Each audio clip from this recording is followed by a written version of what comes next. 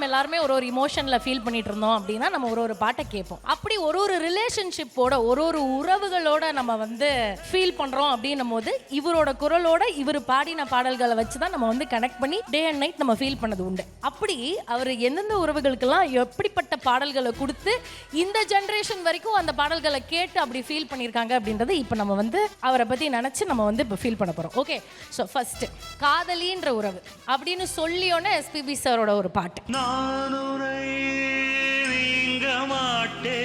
நீங்கினால் தூங்க மாட்டேன்.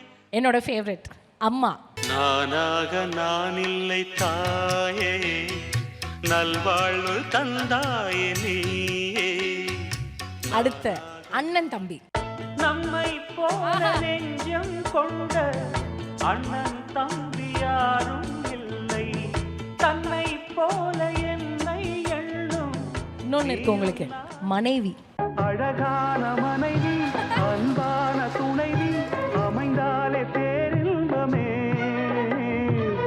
தங்கச்சி. தங்க நிலவே உன்னை உருக்கி தங்கச்சிக்கு தங்க நகை செஞ்சிடவோ. அப்பா மகன்.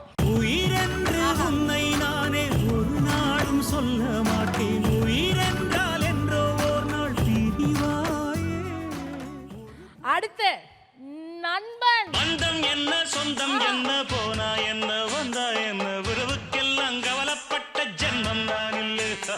பாசம் வைக்க இப்படி எல்லா உறவுகளோடையும் கனெக்ட் ஆகிற ஒரு மனிதன் நம்ம எஸ்பிபி சார். அவரோட பிளெஸிங்ஸோட தான் இந்த மேடையில் நம்ம பசங்க எப்பவுமே பாடியிருக்காங்க அப்படின்றது தான் நாங்கள் எப்பவுமே நம்புகிறோம்.